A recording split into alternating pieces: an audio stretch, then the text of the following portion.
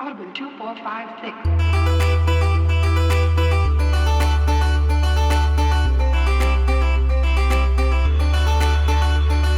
We are back with State of the Save, finishing up our discussion on Jedi Fallen Order. Thank you everybody for joining us today. It's another wonderful online episode as we finish up our conversation on Star Wars Jedi Fallen Order, which has been a hell of a ride. I think really enjoyed revisiting this game. Once again, it's Eric as always. With me as always also, Michael. How you doing, Michael? I am one with the Force, and the Force is with me. You know, I feel like this game makes the Force cool again. Every once in a while, I have this this crisis where I was like, man, is the Force actually any? Is the Force cool? Yeah. Or is it just like nostalgia? And I was like, no, this thing, the Force is still pretty cool, man. You see, what it is microorganisms that live in your bloodstream and give you. It's almost like that's the culprit right there of why maybe it's not. Maybe why I question it every once in a while. Boy, they've kind of forgotten about that, haven't they? They just kind of ignore that now. Probably for the best. I think they touched on it in a couple of things, but it was mostly like, these are... The Jedi got so much tied up into their hubris that they thought they could calculate the Force, like, power levels, like Sans could. Oh, yeah, Obi-Wan Kenobi's over 9,000! Everybody run! He took off his robe!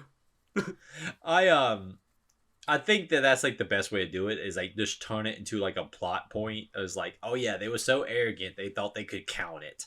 That's my favorite and just thing kind of let it be.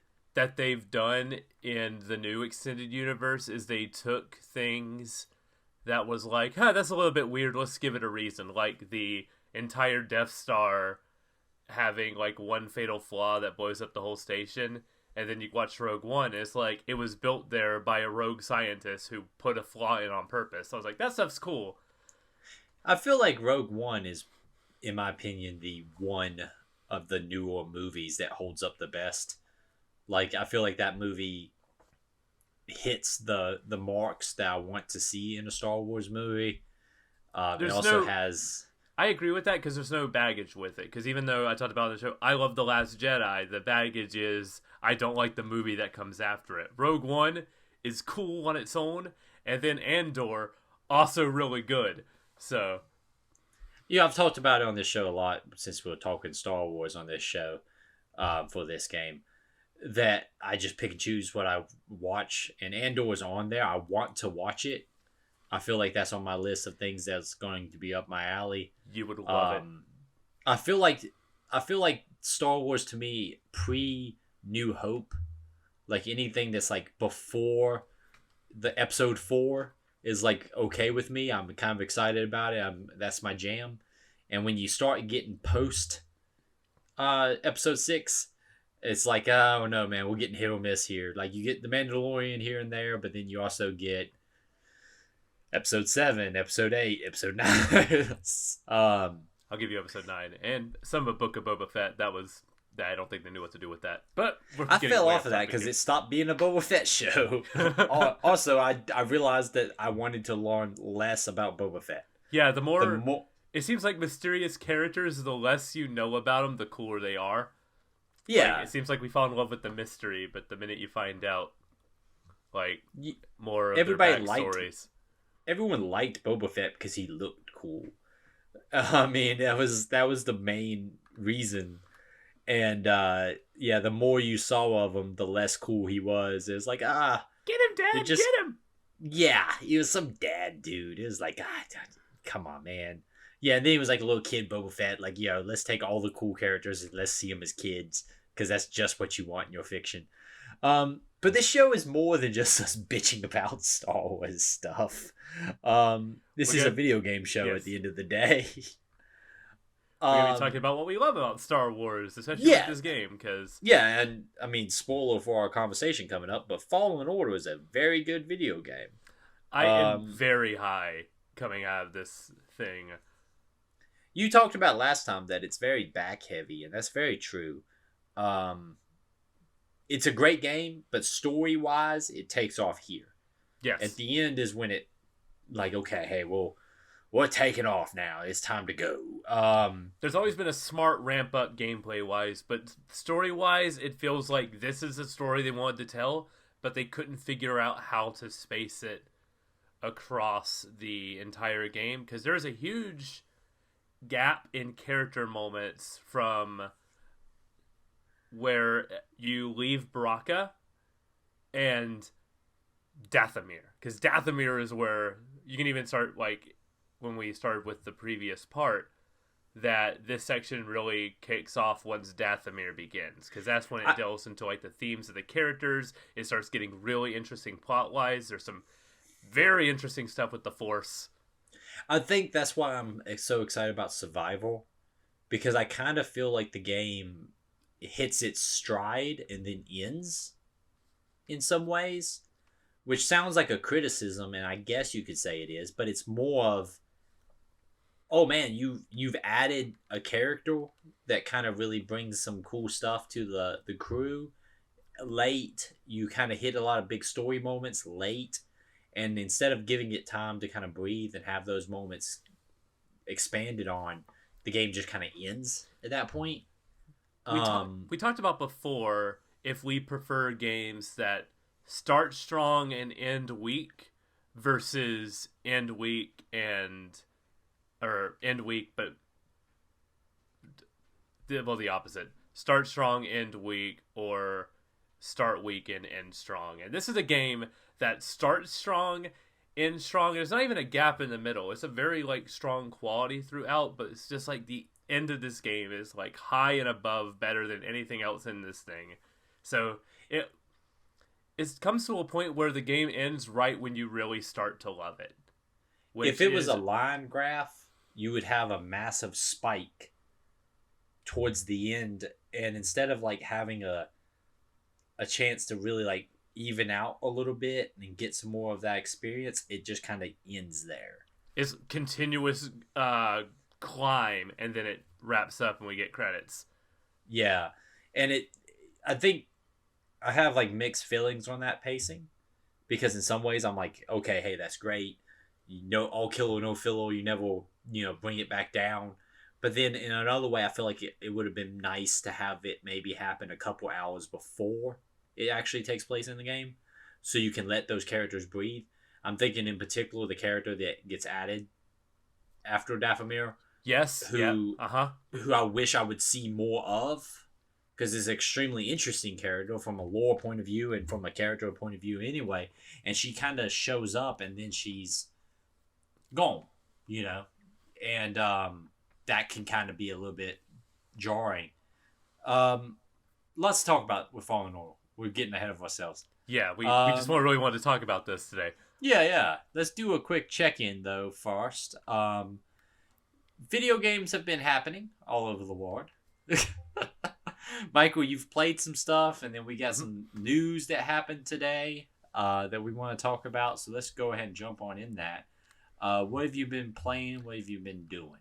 Speaking of games that end really strong, I finished Crisis Core Final Fantasy VII Reunion, which is the big leads into the Final Fantasy VII remake stuff that they've been doing.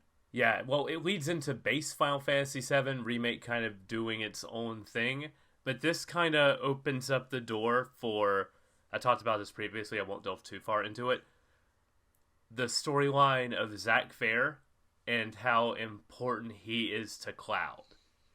And it's something you don't get until, my understanding, until you get a huge chunk in Final Fantasy VII. So the fact that the remake ends before the first disc, and now Square Enix is like, hey, this is going to be essential information for new players going into the second part of this remake. And then having it, I won't delve into spoils here, but spoil some aspect of like Cloud's character and like some of his character development stuff, but I think it will be necessary depending on what the story they're telling for part 2.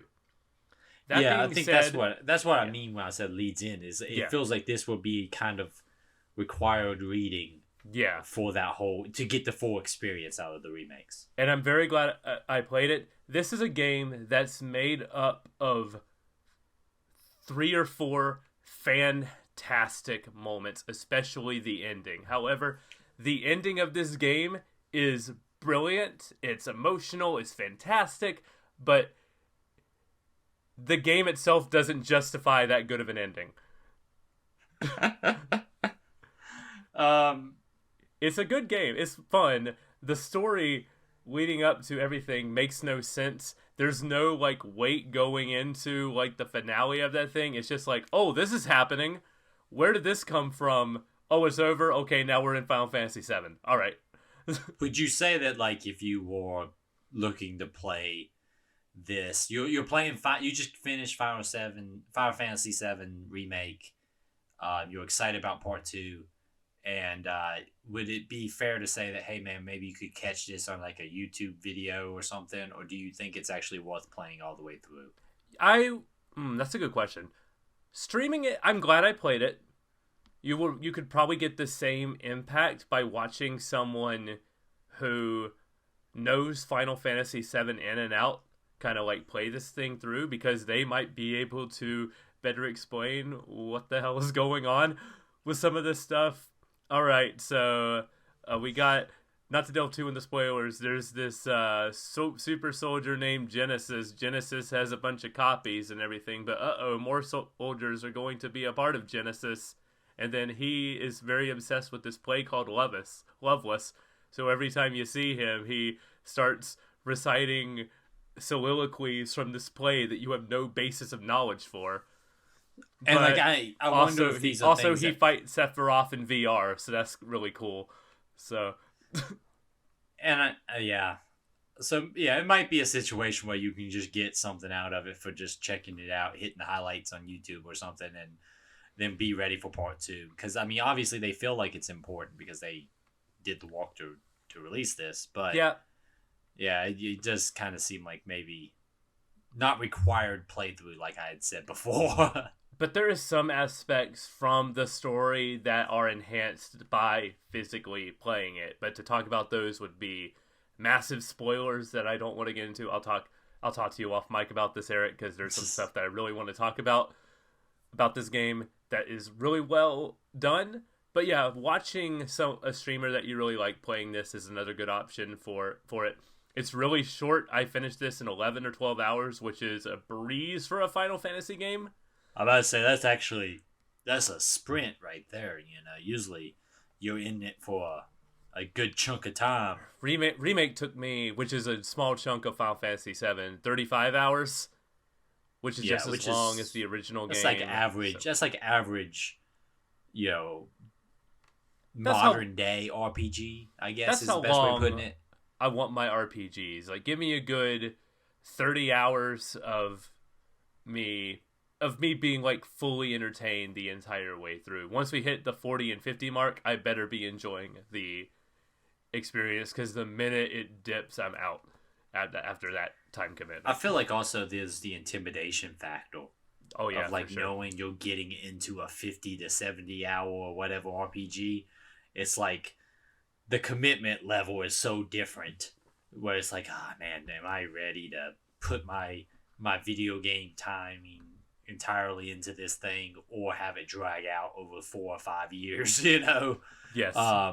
But yeah, I can appreciate a shorter RPG in the modern day. Hitting up some other stuff that I wanted to kind of jump in real quick and talk about.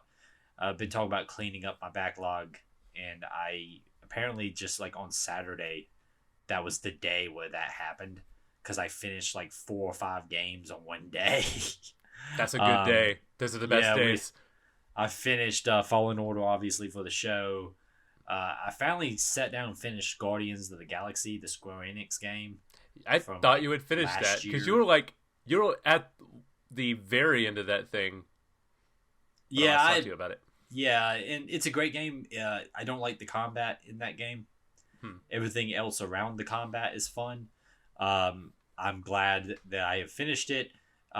If there was ever a sequel, I'm sure they could come out with a more better or interesting combat system that might be the grand thing that it needs to make it over the top.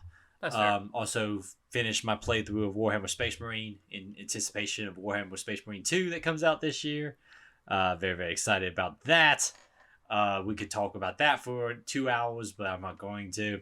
Couple of newer releases. Obviously, Goldeneye has hit the Xbox and Switch. Play it on Xbox. Play it on Xbox so you can get those modern controls, man. Makes that so much more of a better experience. Without going into the system menu and changing some things around. Yeah, just to be able to hit play and have a decent control scheme is very, very nice.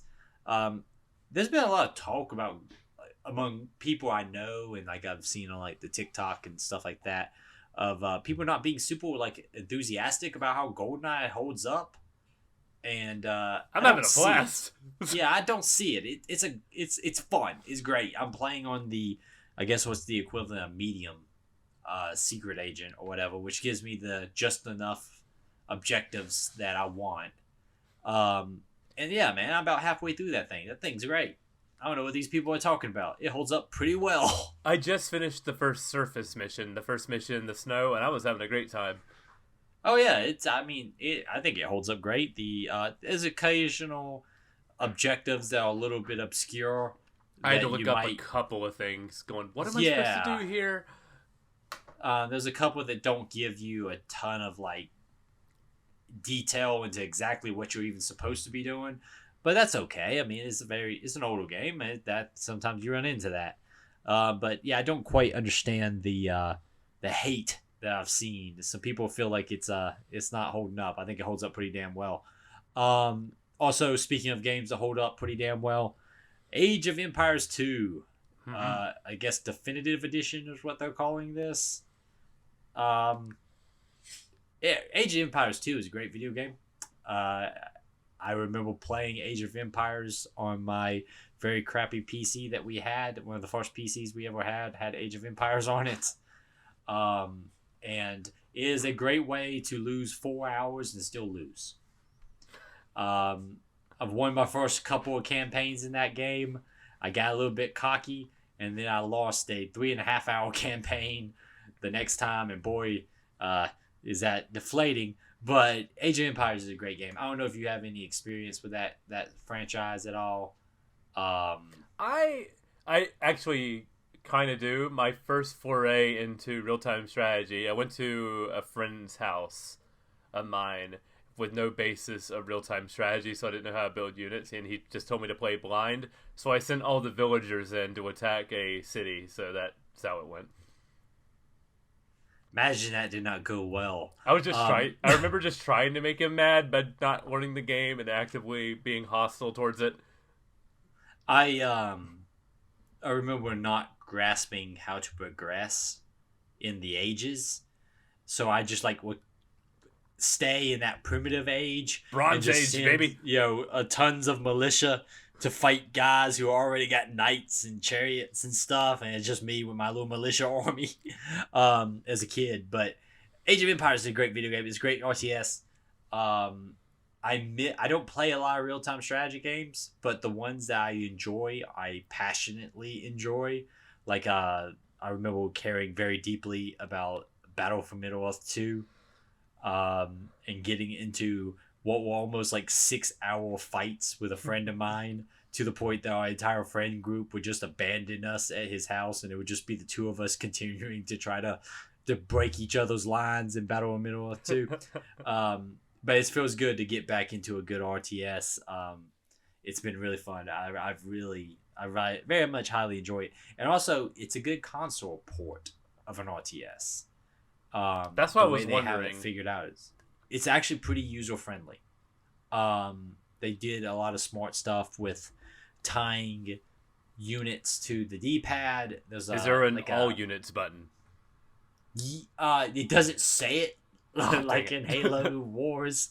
It doesn't say all units, but there is like an all villagers and all military and all that stuff. Like so you can do that. And there's also like a set priority list for your villagers that gives you like 6 different options. So you can be like, get me food and wood, get me gold and stone. So you don't have to micromanage each individual villager. So that way you can be like, I'm trying to accomplish a wonder, and I need 1,000 stone and 1,000 gold to do that. Everybody get me gold and stone, and they'll just automatically walk on that. I love thinking about the implications of villagers in like games like this and Civilization, where they'll just get like a letter in the mail, open it up from the king, and be like, "Bring more gold." It's like, all right. My favorite thing is gonna go into the woods and find some gold today, honey. If you give the computer some time, the computer just is a dick in this game, and they'll just start building like windmills and gold mines right inside your town. So like you'll be minding your business, building stuff up in the north of your town, and come down south and see that they've built a windmill like inside your town, and it's just stealing your food. So that's a power move. The PC, yeah, it's a power move. It's like, what you gonna do about that? We got a windmill here now. we have Chinese balloons over us. Let's just place a windmill. Yeah, I think also in this. I think in this, yeah, they got Chinese balloons. We're topical here at State of the Save. And much like in that situation, sometimes you gotta go burn that windmill to the ground. Oh man, I feel like we can't get through an episode without getting into some political statement of the day. But yeah, Age of Empires 2 is great. It's great. There's so many civilizations in that thing that I never played as a kid, so I'm enjoying playing as like civilizations that are just, outside my like historical knowledge base, and that's kind of cool. So it's been good. It's a good RTS on console, which is really, really nice. Since we talked about some stuff that we've been playing, we got a little bit of time here. Why don't we talk about the big news moment of the day, which is the Nintendo Direct that dropped. Yay! Yeah, you got it up here. A lot of big news there. Let's talk about that. Fun little anecdote. I saw today that there was apparently a fight between a professor and a student because the professor would not cancel a test today because said student demanded to have the day off to be able to watch the Direct, and apparently it led to a fist fight. And little stories like that made me happy. There was another one where it was a kid being funny. He sent a message to a teacher saying, "Hey, we shouldn't have the test today because of a special event."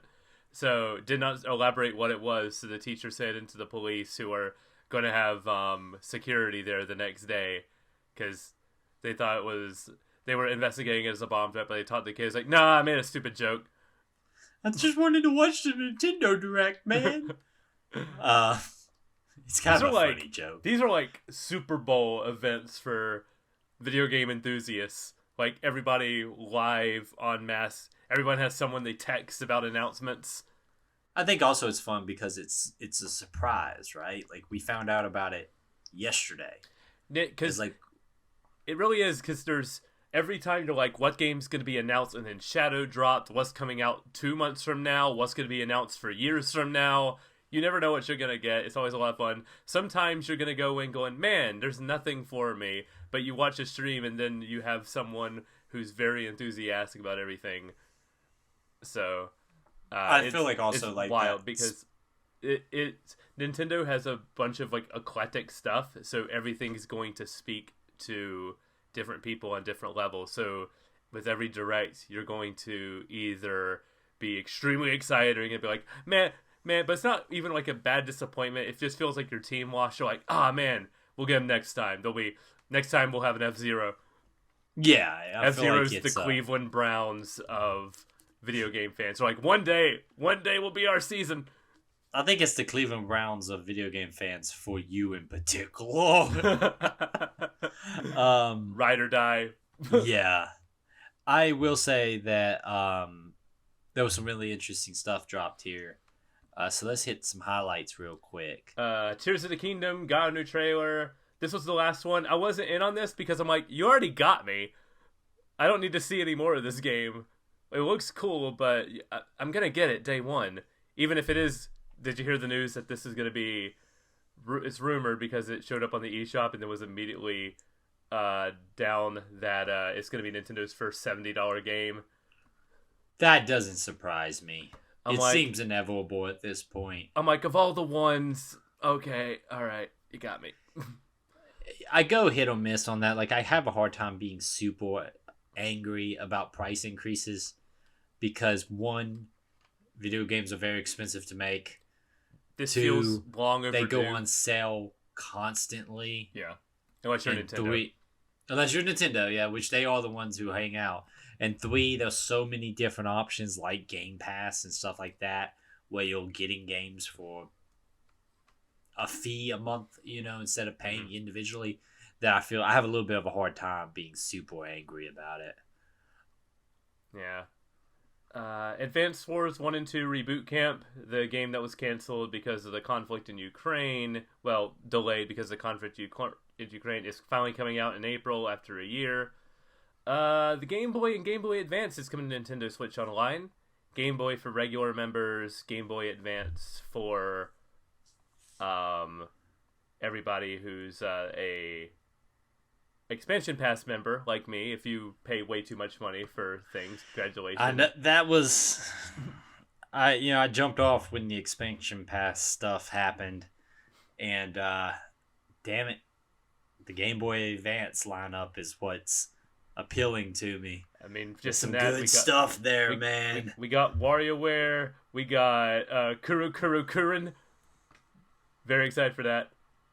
We got Mario & Luigi Superstar Saga, and coming soon, so not yet, we got the heavy hitters. We got Metroid Fusion, Kirby and the Amazing Mirror, Fire Emblem, F-Zero, Maximum Velocity. Not Maximum Philosophy. There's not a lot of philosophy in F-Zero. It's just go fast. Do we or do we not go fast? Yeah, the answer is go fast every single time. Always. If you go slow, you lose and get knocked out of the arena. Golden Sun is also one that I've heard a lot about. There's a lot of reference for Golden Sun, but I haven't played that. I remember that one because that's the one that like you could put your Game Boy outside, right? I think was so? that Golden Sun? That might be Golden Sun. Don't quote me on that. I'm not 100% sure if it was. I will say that Metroid Fusion is my favorite Metroid. And that's a good pick. And I'm sitting here going, like, if you're going to do a Metroid, you do Metroid Fusion. Zero Mission might be my Zero Mission or Dread, so I'm hopeful they'll add Zero Mission later on. I feel like they can't. I mean, why shouldn't they? I mean, I feel like they should, but the weirdest Fusion thing is so damn good. The weirdest thing in this lineup is Alone in the Dark, the new Nightmare for the Game Boy Color.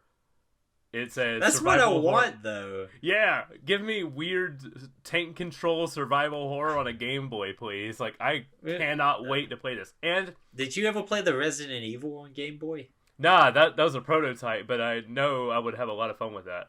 Was it? I thought that leaked somewhere. No, it did leak, but it was a prototype. It never officially released.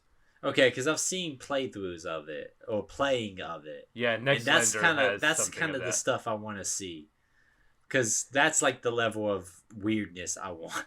I'm screen sharing it to you now of this walk cycle. Look at that. It's pretty good. What else we got here? Kirby's Adventure. Yeah, and that's available tonight. So I went ahead and claimed that download. So that's going to happen. I mean, I feel like there's a lot of good stuff here. Just looking at your screen here. Even those Game Boy games are pretty damn good. Oh, yeah. Metroid Prime Remake looks really good.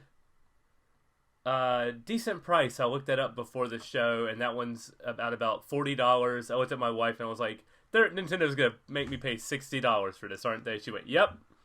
But 40 seems reasonable considering all the work they put in, because they're alternate controls, high frame rate. It looks like it's running at 60 frames a second.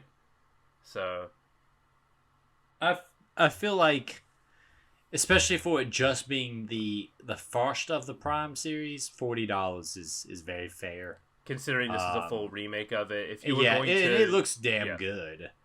Mm-hmm. I don't think I ever played those. I have the first one. I never finished it, but yeah, that is available tonight, with a physical version coming out at the end of the month. Okay, first of all, I have figured out the Resident Evil game I was thinking about. Oh, Gaiden, Resident right? Evil Gaiden, yes. Yes. When you said it was unreleased, I was like, wait a second, I played a Resident Evil game on the Game Boy. I was like, am I that crazy? No, Resident Evil Gaiden is what I'm thinking of. People hate that game. I've seen footage of it and went, I don't know, this looks cool. I had to look it up real quick because I was like, am I crazy? Or did I have an uncle at Nintendo apparently? Because I was like, damn, I remember playing a Resident Evil on Game Boy. Yeah, Resident Evil Gaiden. So I'm not nuts, people. I swear. We're looking at Pikmin 4 here, which is pretty cool looking. I'm not a Pikmin guy, but that does look pretty good. I love Pikmin. They have Ice Pikmin now. I kind of miss that. I haven't played 3. I've only played 1 and 2. But what made 1 and 2 really stand out in my mind was they had a time mechanic where there was a day-night cycle, you go to Earth, all the monsters come out at night, so you got to grab all the parts you can throughout the day to repair your spaceship. And you had a limited time to beat the game, otherwise you couldn't return home. Because you only had a certain amount of oxygen by the end of the day. And then part 2 was you need a lot less dower. You need to collect treasures from the planet to send back home so that you can save your space business or something. I haven't played 3. 4 doesn't seem to have that time crunch mechanic, which that's gonna be hit or miss. It's like when they removed the clock from Dead Rising. I'm like, what are we doing? Yeah, it kind of took away the pressure of picking and choosing what you're going to do each time, and yeah, it still looks fun. Samade Amigo's back. It's a rhythm game from Sega. You use the Joy-Cons like maracas. A re-release of Batten Kaitos, which were a series of action RPGs on the GameCube. They are super expensive, so it's cool that there's a way to own legitimate copies of those, especially HD versions. That's really cool. This is something I'm excited for. With Dead Cells Return to Castlevania. That's cool, man. This looks really great. I don't know. I was like, do I even own Dead Cells? I think I have it on Game Pass. I had it on Game Pass or something, but I'm like, man, it's going to make me buy Dead Cells just to play through. I think I need to get it on Switch, or I played it originally when it was on Game Pass. It is, I don't believe it is anymore. Mm-hmm. But yeah, this looks really, really good. They do weird stuff with Dead Cells still. Yeah. And every time they do something, it looks cool. That comes out March 6th. A re-release of Ghost Trick Phantom Detective, which I'm told is a extremely underrated Nintendo DS and iOS game. I don't know much about it, so that's one thing I want to look more into and check out. Apparently it's really good. Here's one that I audibly yelled at the top of my lungs that I was very excited for. We Love Katamari Reroll. They released Katamari Damacy a few years ago, and I was like, what about We Love Katamari? That's the second PlayStation 2 one, and now that's finally getting a re-release with a bunch of extra content. Music player mode, a bunch of additional challenge modes. If you don't know what Katamari is, you play as the Prince of Cosmos, whose father, the King of Cosmos, one day he gets drunk and destroys all the stars in the sky. So you gotta roll up some shit to make new stars. Yes, it's pretty great. I love the game's called We Love Katamari, but I legitimately love Katamari. I love this game to death, so I am very excited to have another version of that. Oh, it has a release date. I didn't see that. June 2nd. Oh crap. That's the Street Fighter 3 day, isn't it? Or Street Fighter 6 day, right? Yeah. Oh I'm no. about to tell you right now, no offense to no. Katamari, but it's not standing a chance against Street Fighter for me. You're getting added to the wish list. As soon as you hit a sale, Katamari, we're gonna have a great weekend. Splatoon 3 DLC, Disney Illusion Island. I'm gonna fly through a lot of these. Don't Nod has a new game with Harmony, The Fall of Reverie. Looks like a visual novel thing with some, like, their signature choice system and stuff, where branching narratives. It seems really cool. Really good art style. New Professor Layton. And Mario Kart 8 Deluxe has a new course expansion, including a new track with Yoshi's Island. And that's pretty much the direct. So it's a pretty solid direct, though. Yeah, it was one of those things, as I was watching it, I was like, okay, because they saves a lot of the bigger stuff for the second half, as you do, because you don't want to take away from games that aren't gonna. If you start with your your Metroid Prime remake and Breath of the Wild, once you get to something like Fashion Dreamer, that's not gonna hit as hard. Yeah, and that's always that's the problem with, like, the E3 traditional, like, thing they used to do, where, like, a lot of games just got buried by the massive heavy hitters, and it's just going to happen. It's just the way it is. But I think all in all it was a really solid direct, a lot of really fun stuff. I kind of agree with you that Tears of the Kingdom, at this point, I don't know how much more you have to sell people on that game. So it's like, seeing more of that just feels like, okay, yeah, we get it. Let me play the damn thing. Yes, exactly. I'm kind of at, like, the similar boat on a lot of stuff that's coming out this year where I'm excited for. I don't need to see anything else for it. Like Jedi Survival, RE4 Remake. I mean, I didn't even see much of that, but I've seen enough to sell me on it. Let's get it. Put the game in front of me. Let's do this shit. Yeah, I watched a bit of that Game Informer coverage and went, this is Resident Evil 4. We're good. And they got side missions. They do got side missions. It's pretty great. But I'm just like, fix the rain. The rain's a little much. Just tweak that slider down a bit and we are golden. That will be perfect. See, I didn't watch anything except the initial gameplay footage. And then I was like, sold. And moved on. There's a little bit of Jedi Survivor gameplay. I watched like a little bit of. I watched how like the lightsaber shifting works and went, this seems great. All right, cool. We're back in it. I also watched the gameplay footage of that, the gameplay trailer, and said, that looks pretty damn good. Sold. I don't want to see too much. I want the surprises, you know. Same. I've said sold a lot for games coming out this year, so that's going to be a problem. I counted one day last week. I think I'm in double digits for games that I'm, like, legitimately excited enough to buy on day one. Which is awesome. Nuts. Which is just nuts. It's been a long time. We were talking about that before the show. It feels like there's a big release every month. And I'm already getting behind because apparently Dead Space remake needs to be added to my list. It looks pretty damn good. I also was a little hesitant to even talk about it because I've had people.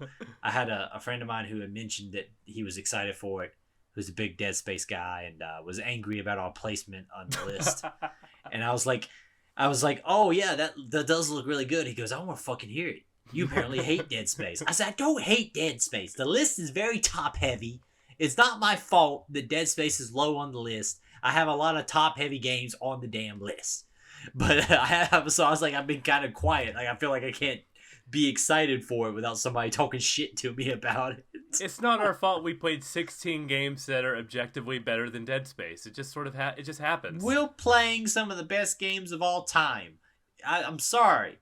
It's going 16 of those games are great. All right. And Night Trap is above it. That's the part we can't live down. I'm like, did we make a mistake? And then I go, no, we did not. No, because I had a hell of a time playing Night Trap. My favorite thing about us playing Night Trap is we played Night Trap together in one sitting and then recorded a show about it. It was the easiest podcast we've ever done. Because Exactly. we played Night Trap and then we talked the show about it. More of those. What's next? Sewer Shark? Yeah, we'll do Sewer Shark. Yeah, let's talk about a game for the show. Let's see if it goes on the list one day higher than Dead Space. That's yet to be determined. We can't say so here. Can't say that. We are just arbiters of the list. Exactly. Jedi Fallen Order. Talked a lot about it at the beginning of the show, so there's no reason to kind of preface it what we're about to say. I feel like it leaves off in our second part in a really, really solid place with the boss fight with the giant bat creature where we're flying around and it's just a really cool fight. And one of my favorite things here is the game's been all about going to these temples on the different wards, right? So we go from that boss fight towards the temple like we do on all the other planets. And then I feel like this is when the story of this game really kicks in hard. Yes. You get to the tomb, you can't get in. And the game does a really smart thing of just leaving a meditation spot behind there. So when you turn, you do the meditation spot like you usually do, and that triggers a big flashback sequence that goes back to the day that Cal experienced the Order 66 order came out and the purge of the Jedi and all this stuff. This is a really, really good scene. It's one of the scenes that sticks with me the most when I think about this game, even before we did this playthrough. Yes. I think all the scenes that stick out are in this, that I think of, are either in the first hour or they're in this section. So, exactly. I think this is the highlights. We're in the greatest hits section here. What's brilliant about this flashback is that it's not the first one. So you go into it unprepared of what is about to happen to Cal. And it's only through environmental clues when you realize something is wrong this time. From one of the clone troopers saying, "I heard we're getting new orders soon," being the first key. And then the second one where you just give a high five to a stormtrooper or a clone trooper. It talks about, it's like, "Yeah, you're trained really well. It's always nice to work with you, Cal." There's even the freak out when you're doing the climbing section to get to yes, the, like, little observatory area where a trooper comes out and starts shooting at you, and you realize it's a part of the test. But you kind of, it is like a little playing with the expectations. I've always said that I'm not a huge fan of episode 2 and 3 and those prequel trilogy, but I have always felt like a lot of stuff has done a great job with the whole purge of the Jedi in the expanded fiction and stuff. It's a massive, dramatic, tragic event in the universe, and I feel like media outside of those 3 movies has done it better than the movies did. And I feel like this is another case of that. They nail down the confusion of the moment, the panic of the moment, and the scale of the moment in a really, really good way. It's a great gameplay sequence. It's not a tough sequence or anything like that. It's more about it being just a sequence of realizing why this is such a dramatic and traumatic moment for Kyle. And part of what makes that moment work so effectively is the musical score. There's 2 moments of music that really stand out in this section. And that's when the game has done a great job at this point refraining from using the iconic music from the movies. It separates itself from that with its own original score that feels very Star Warsy. It's very light. There's a lot of like flutes that convey the more like space fantasy aspect of Star Wars. Is a really good soundtrack. But here and one other moment coming up, here they use the Order 66 music, the same music from the movie, and it immediately, as someone who absolutely loves Episode 3, it's one of my favorite Star Wars movies, it takes me back to that scene.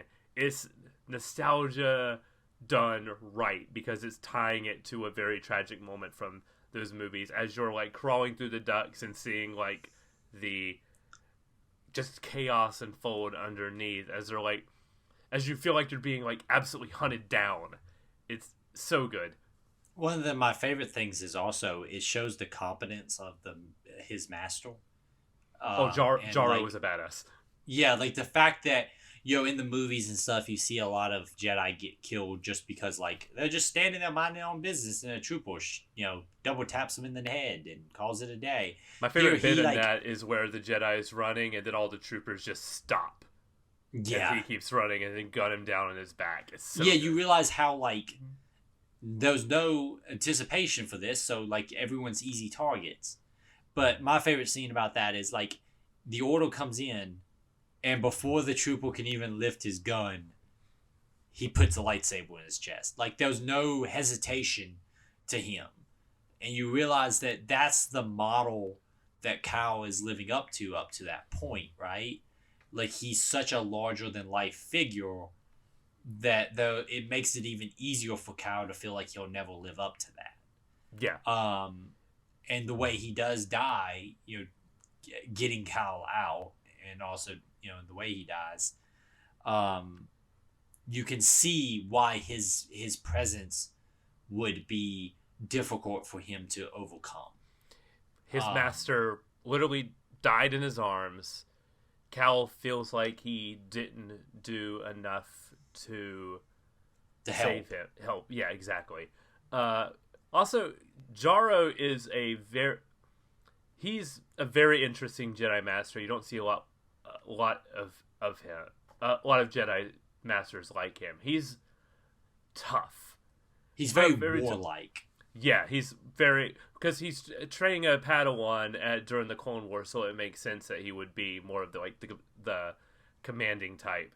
But you see, like, he's very direct with Cal. Like, there's not a lot of like full on Yoda like mysticism in it. It's always like very direct, like focus on the Force, trust in the Force. There's no concentrate, close your eyes, and reflect. It's like, no, concentrate, focus, be determined. That is how you overcome any obstacle through the Force. Like Jedi in their portrayal are like very much used as like almost like samurai. Yes. With the mixture of like mysticism and warrior and the warrior poet kind of thing. While he's a lot more of like a media portrayal of like what like a knight would be. Mm-hmm. He's a lot more straightforward. Like you said, he's more aggressive. He's more training Cal in a very direct way. The Force is an object to be conquered, not to be coexisting with. Like, but it still works. He still fits. Yeah. But I really like that you see someone who's got a different belief and different way of going about things than the traditional Jedi way. And I think it makes him more appealing. And it kind of gives you also a little bit more insight to how Cal thinks about the Force because of who it was who was training him. Yes. And now he's kind of also mixing that with Seer and stuff, and like having multiple people influence how he views the Force. I didn't catch it the first time. The mirrors between this scene and the attack on Fortress Inquisitorius, which is a very stupid but fantastic name. But it's a Star Wars name, though, man. Remember, there's a Sidious. There's a Darth Sidious in this movie. What's my favorite? Savage Oppress is the name of the villain in this universe. I was talking to a fellow Warhammer enthusiast, and we were talking about Star Wars in relationship to Warhammer, and my fellow Warhammer brethren was getting very high and mighty about how stupid names are in Star Wars, until I reminded him that there is a Primarch who is known for being angry and full of rage, whose name is Angron. And that the main Space Marine chapter are the Ultramarines, because their color scheme is the blue of like an blue. So after reminding him of this fact, he was no longer as hard on Star Wars names.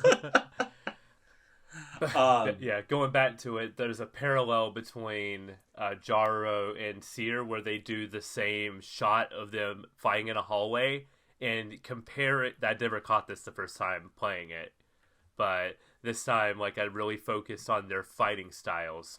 Jaro is a tank.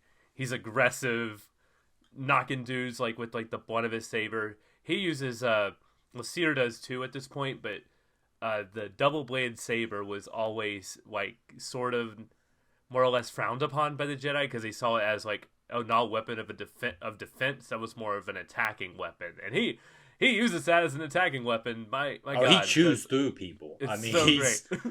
It feels like watching Batman go through the hallway, and it fits, right? It realizes how big of a figure he is, and a shadow to be in. Yeah, I really playing back through this a second time. It's a scene that I remembered like from the get go. Like right when it started, I was like, oh, here we go. Yeah, I forgot just how damn good it is. One of my favorite things is it leads to, this is what I talk about when I said it reminded me that the Force can be cool. It leads to a scene in which Cal is kind of in this void space and he's talking to his master, and you have the whole duel with a Force ghost thing that happens, and you realize like how much power a Jedi kind of like is contained in them from when he has his little freak out there. He literally shatters the lightsaber in his own hands. Not just the lightsaber, like breaks the crystal inside the lightsaber. And it's not just because he squeezes it so hard. It's because it's like the Force pushes out of him in such a way that it just crushes it. It's an energy that's just giving all of its might into the one concentrated area that just destroys the lightsaber. It's a really, really freaking cool moment. And my favorite thing about this is I had forgotten about it. Like I totally forgot that he had done this. And like it was like I had forgotten that he breaks the lightsaber. And then I do remember the running sequence when you're running by all the zombies, the zombie Night Sisters. Yeah. And like I couldn't remember why you were doing that until this moment. And then to kind of remember that there's an entire sequence here in which you go to rebuild the lightsaber. It's completely left my mind, but now playing through it on a second go around is probably one of my favorite sequences in the whole game. Because it's that religious experience for him of going back to a place that he had been to as a child and taking this like rites that he had done originally to build this weapon. And it really brings apart the idea that a lightsaber is not just a weapon. It is a extension of the person who wields it. Exactly. It's the equivalent of, because like I always view like Jedis having a lot of samurai in them. It's the same thing as like the forging of the own sword. You know, it's the warrior poet, thing of the sword is not just a tool, it is an extension of who you are. That whole sequence is just really, really good. Yeah, man. Because this also shows Cal at his lowest point and how he's not willing to, even at this point, this is usually where Jedi, when they feel the most lost and the most defeated, give themselves over. And there is this moment of near temptation here where he's leaving and the classic scene, Terran's like, join me and we can rule this place together. But then Marin, I don't think Cal would have gone for it in this moment. But Marin kind of breaks that tension there when she was like, she catches Terran Malicos in the lie, Marin being the Night Sister. I don't know if we have her full name at this point. But she's like, wait a minute, if you said the Jedi were traitors, then why do you want one by your side?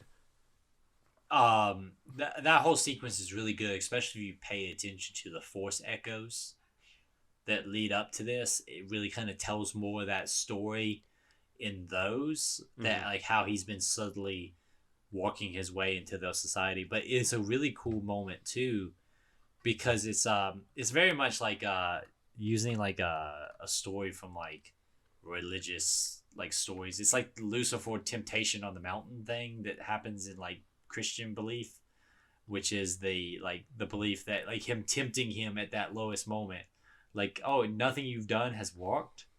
Well, I have an easier path. You can just come hang out with me and we'll do it my way. And there's a lot of like Christian philosophy and a bunch of other like mainline philosophies within Star Wars itself. A lot of like Christian, Buddhist,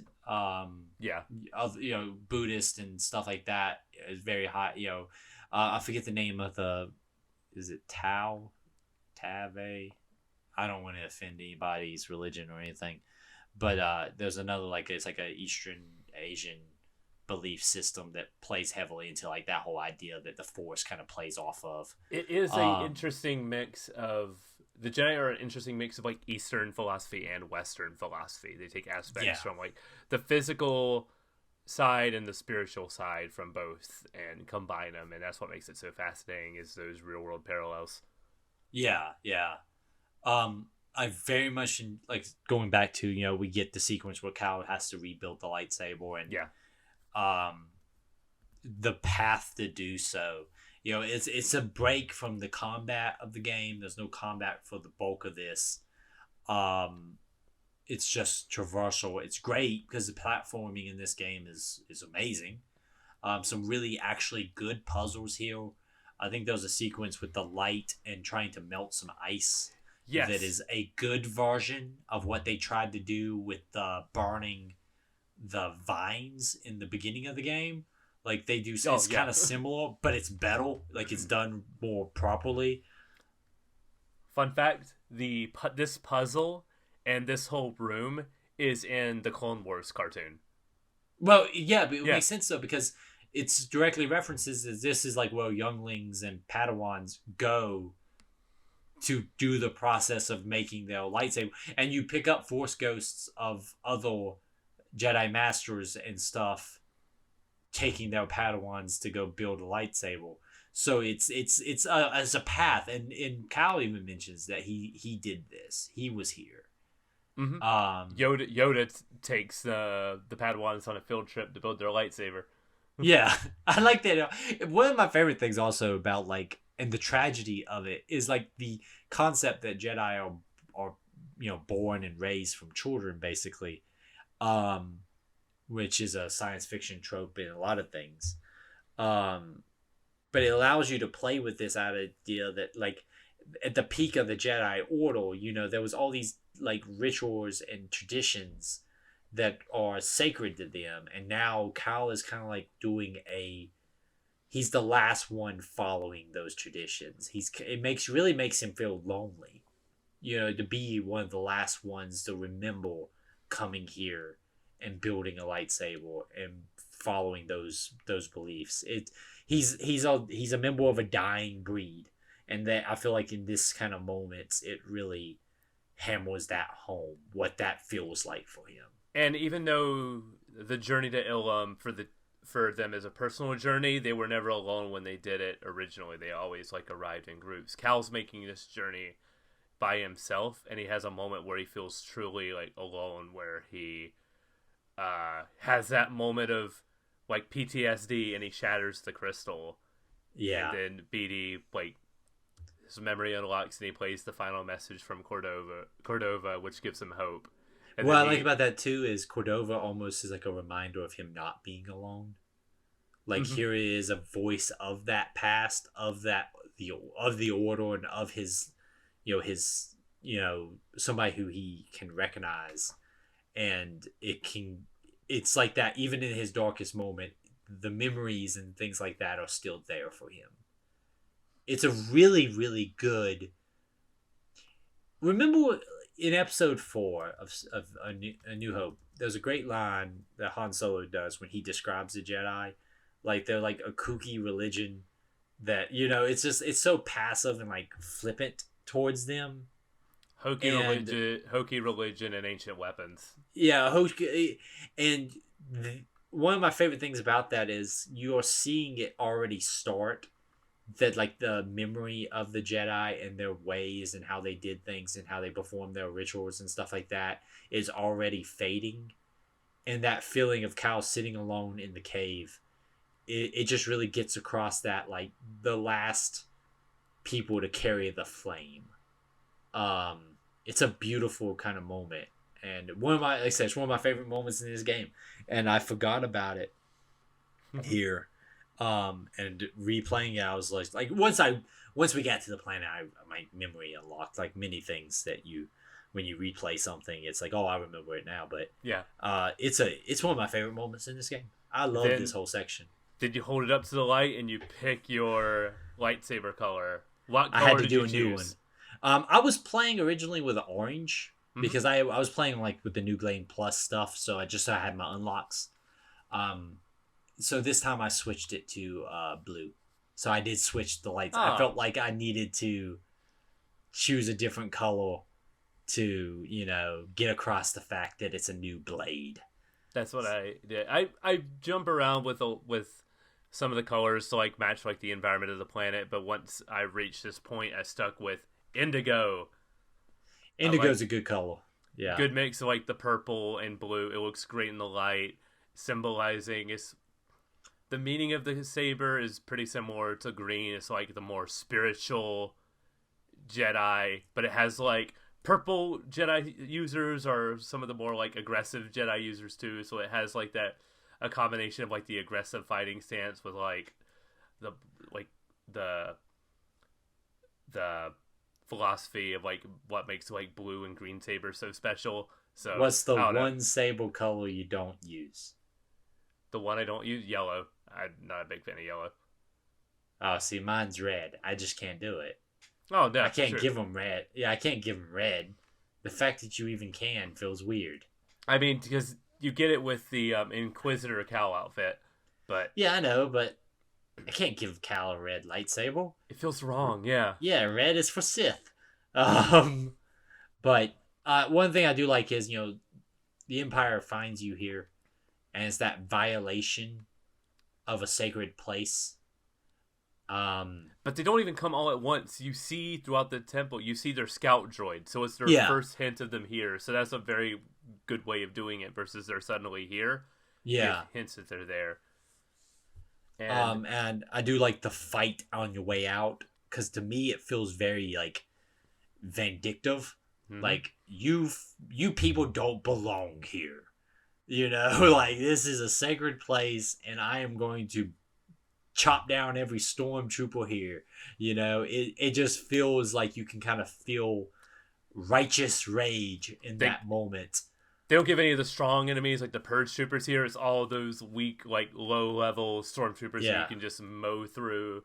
The music's blaring. You done fucked up, boys.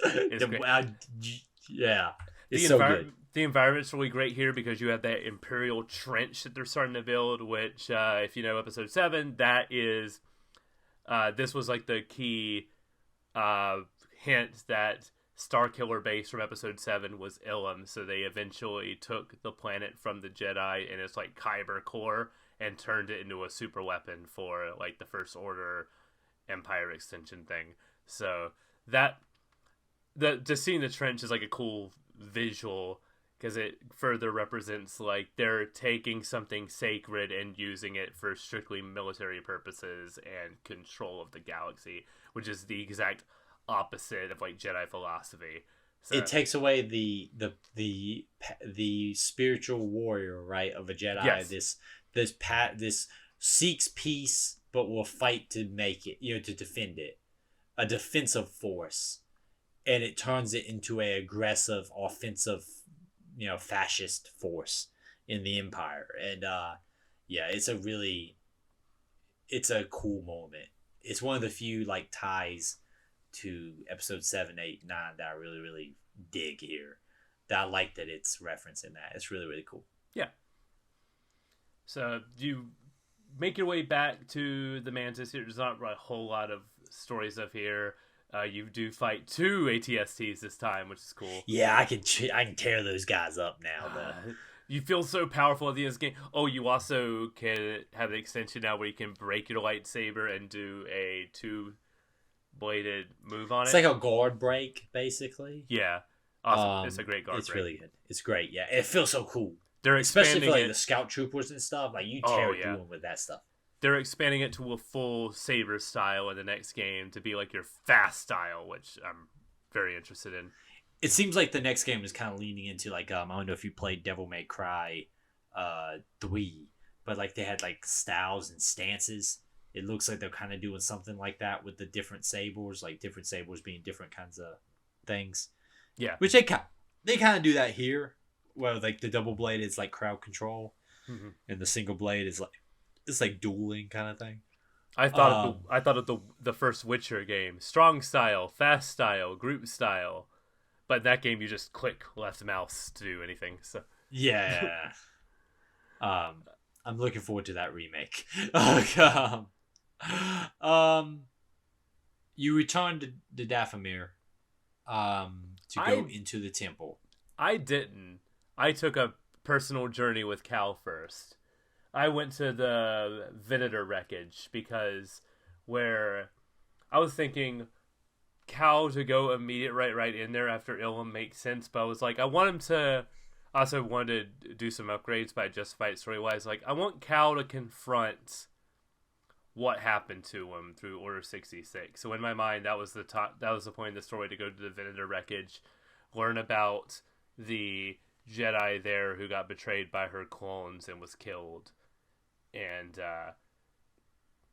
I got to stim packs from there, and Cal says a moment that made it feel worth it story wise in my mind. Cal seems almost forgiving of the clones. He says, in the end we were pawns just like they were. Like he feels no hatred to them anymore, which I think the end of that like side quest kind of completes how he felt from both like where we see him at like Order 66 and at where he is at the beginning of the game, and when he sees like the statue of the memorial of like the clone troopers helmets and everything, and how he feels like taken aback from that. That's sort of like a really good end to that mini story arc from there. That's just something I wanted to see.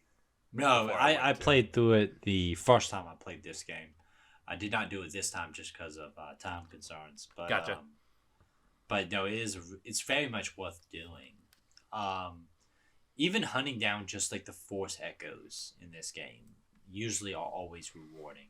Every once in a while, there's one that's just like a sound clip, but a lot of time they do play into the environment and the storytelling that they're doing. The Return to Dathomir for me was the whole concept of, okay, we have to go confront this now. And there's a great moment in which he returns to the door into the temple. He has a vision again with his master, and there's a conversation that he has. You don't beat him in combat or anything like that. He has a conversation, and he's like, he's able to come to peace with what happened. Yes. And basically, and I like also that it's almost like his master gives him his last approval, so Cal can put the memory of that to rest. It's a really good sequence. Like they have the fight, and then Cal lowers his saber, and his master makes it look like he's going to it, but Cal doesn't flinch. He just lets the saber come right close to his head, and he just stares at him. And I can't remember what. He says something along the lines of like, "I'll remember the things you taught me." Yeah, it's a come to peace with the moment. Mm-hmm. Like I'm not going to let this moment dictate my life anymore, but I'm not going to forget. I'm not going to forget you. It's a really well done sequence. My favorite thing about this whole temple sequence is there's not a long, you get your Tomb Raider stuff when you're building the lightsaber. This temple is very straightforward. It's literally a straightforward path. You can go left or right to get some more Force echoes that reveal Marin was tricked to teach Terran magic with a K because it's space magic. Yeah. Well, don't you know that any magic that is not in a fantasy world is spelled with a K?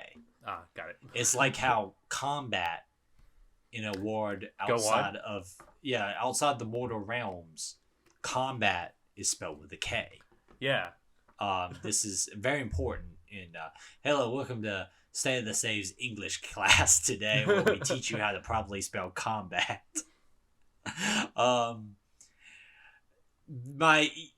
This is a good sequence.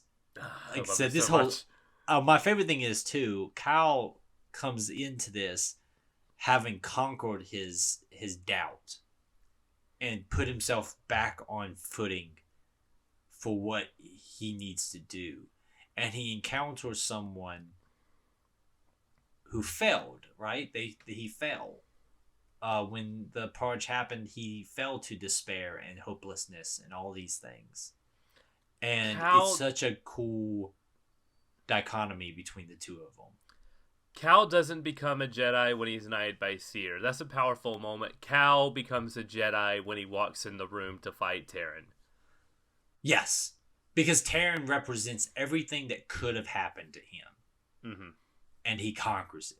He was a survivor of the Purge, but he took it the wrong way. Well, I'll talk about once we wrap up where we are at this boss fight. I'll talk about like the themes of this game, because all the themes tie together with this fight and with the end of this game in general. But let's talk about this boss fight. This boss fight rules. It's tough. I beat him first try.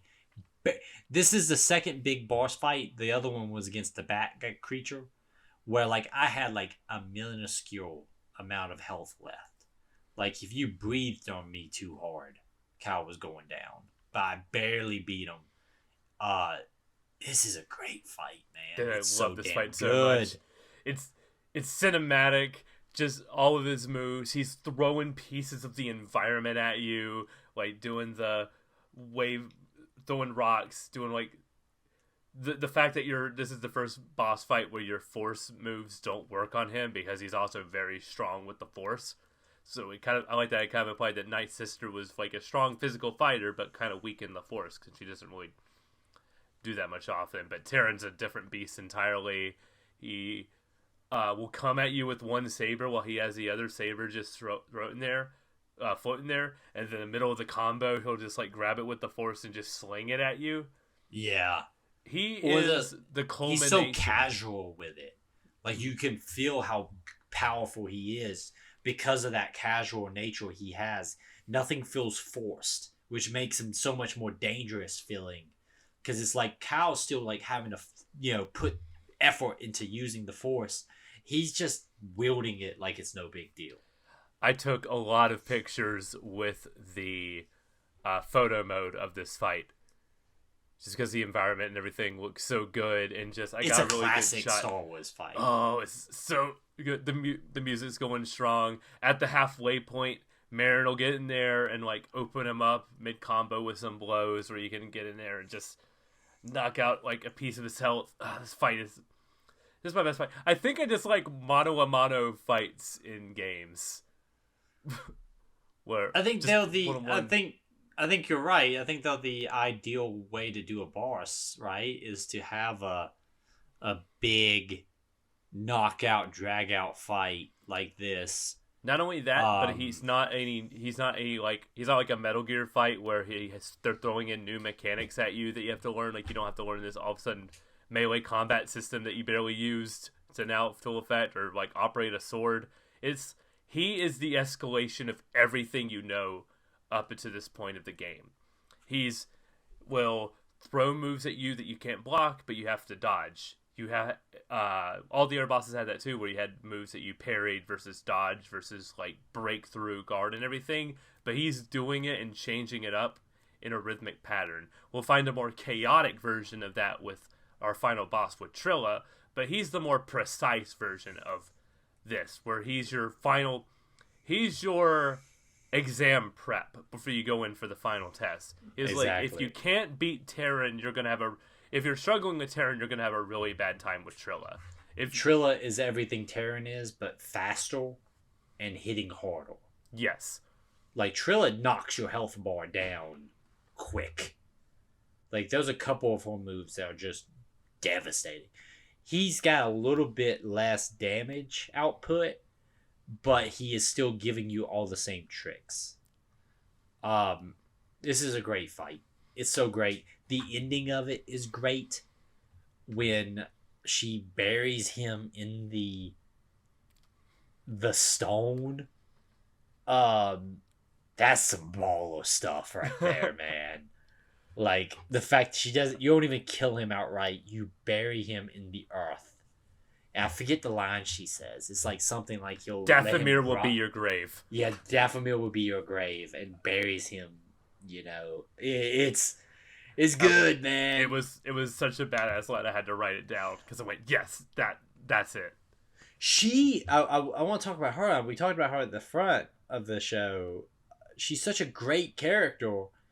I really, really hope she shows up in Survival. I mean, she has to. Yeah. I haven't seen anything with her. Don't spoil it for me, please. No, I'm not gonna say it. But I really wish we would spend more time with her in this game because she's great. So fun. Her dynamic with the entire crew is fantastic, and this is where, like, the moment with her and Cal, because they're talking about what happened, and Cal brings up Pralf here after the boss fight. There's a really nice moment with him and Marin. Like, Pralf says, like, I was stuck in hiding, and then a buddy of mine told me I need to go out and have my adventure, see the galaxy. And I feel like I finally got to do that. Talking about Pralf at the beginning of this game, that was a really good moment. And Marin joins the party saying, Jedi and Night Sisters don't travel together, but survivors, we adapt. Showing that they come from different backgrounds, but they're kindred spirits in a way.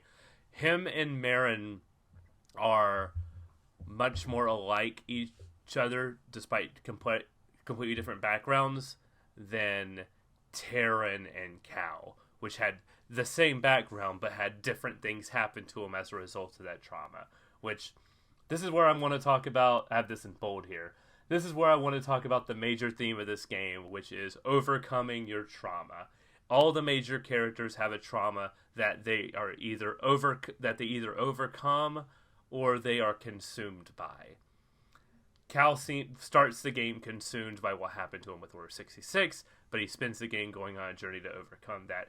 Seer, the trauma of giving up her Padawan's location, but having another chance in Cal to kind of redeem herself, and at the end she becomes the Jedi Master again, knighting Cal. Trilla, even at the end of this game, has the moment where she feels like she's about to turn until inevitably she doesn't. And Marin's trauma of what happened with the Night Sisters, she overcomes that by helping you kill the source of what happened there, as well as joining with a Jedi, what she thought was the enemy, but is really an ally, so that she can go fight the real oppressor with the Empire. It is, the way they weave all of those stories together is like really great storytelling, and I wish there was more of that throughout the game. It's all here in the last 5 to 6 hours, but it still doesn't change the fact that it's really incredible storytelling. One thing I will say, I agree with you 100%. And I think what your observations are 100% correct. The one thing I will say is dealing with trauma is a process. Mm-hmm. And maybe one of the reasons why it is so backloaded is to try to give Cal and Seer and stuff like that a longer time to slowly show that process. That's fair. I don't think there's 100% done perfectly, but I could see that being one of the justifications for why it's so backloaded. But you're 100% right. The big theme of this entire game is trauma. Mm-hmm. And conquering trauma and learning to live with your trauma. Not forgetting it, but learning to live with it. And it's done surprisingly well. Like, it's done very well. One of my favorite things here, this kind of ties into our next sequence, you have to have the inevitable showdown. You return. I'm skipping something. Let's jump to that real quick. But we return to actually get the the device, the Deus Ex Machina of that's going to show us all the Force sensitive children in the world. It's an obvious trap. It's an obvious trap. Yeah. We talked about this. This is the least important part of this games. Is the actual reason why they're doing all this. Yeah. Is not nearly as important as the stuff around it. Yeah. But I do love that to get that item, Cal has to see almost a glimpse into the future of what's actually going to happen if he goes through with this. It's the Force giving a warning. And it is a very great sequence. It reminds me a lot of the scene at the end of Life is Strange, where you're going through the hallway that looks very similar to this, where you're unraveling all the decisions you made. Where that's looking at decisions you made in the past, this is looking at one decision that will carry the weight of the future. And there's a really great bit here where you're climbing the wall, and but everything else is like looking like a top-down view as you're climbing, as you're seeing like your future Padawan get gunned down by stormtroopers. This is a very powerful sequence. The whole concept that Cal is his dream at first, right? To restart the Jedi Order. And to realize that inevitably that will be caught, they will be captured, his Padawans will be tortured and killed, and he will fall. And it's this idea. It's a warning, like I said, it's like a warning from the Force, like, this is not going to succeed, and you realize that this whole quest has not been about finding all the children and restarting the Jedi Order. It's about Cal being able to come to peace with what happened to him. And that plays heavily into the ending. Yes. But yes, it's an obvious trap. Second sister is here. Trilla. Trilla steals the device from us after a short little boss fight. We can't beat her again. And this kickstarts the sequence in which we now have to... Real quick. There's the bit here where Cal's Force Echo ability is used against him, where she just throws Cal her lightsaber. He catches it, and that's what he's like given with guilt, using his own ability against him. And I like the line she says here is like, "Good luck with that thing. It's been through hell," as she pieces out. And it gives you an insight into what happened to her. You see her journey of being captured and see her, her being revealed to see her as having become an Inquisitor. And that's a really, really cool scene. We talked about this a lot, but Trilla is a great villain. I love Trilla. She's so good. And we talked about this in the other two episodes, but I didn't want to talk about it until we got to it in the actual game. It's kind of a shame that this is the last time we're going to see her. Yeah. But she's really, really good. This whole sequence is great because you realize, okay, we have to now go after this thing. And Cal's even at this point not even looking at it as having to go after it to restart the Jedi Order. He's having to go after it just to protect these children. Yes. And that does take us to, what is it? Fortress Inquisitorius. Inquisitorius. This is where Cal's knighted. This is when you have a bunch of really great dialogue on the ship between Seer and Seer, Marin, Grease, and them. I have a note here that says, "I love all four of these dorks interacting with each other." What I like about it too is they don't lean heavily in like the dysfunctionalness. Like that's something a lot of storytelling does, where it makes groups dysfunctional. They are fairly united pretty quickly, and it makes it walk better in my mind. These are people who care about each other, who are going to do something dangerous, and are willing to go in it together and walk together to do it. And I really, really kind of enjoy that. You get the great sequence when Cal gets knighted. And like you said, in my mind, he's already become a Jedi. And this is the second time. It's the official thing. Yeah, this is the second time they use music from the movies, and it's the Force theme. They did not do the Force theme, I can't remember, anywhere else in this game. They save it for this moment, and because of that, it hits. Yeah. because it instantly brings into your mind this moment of like triumph.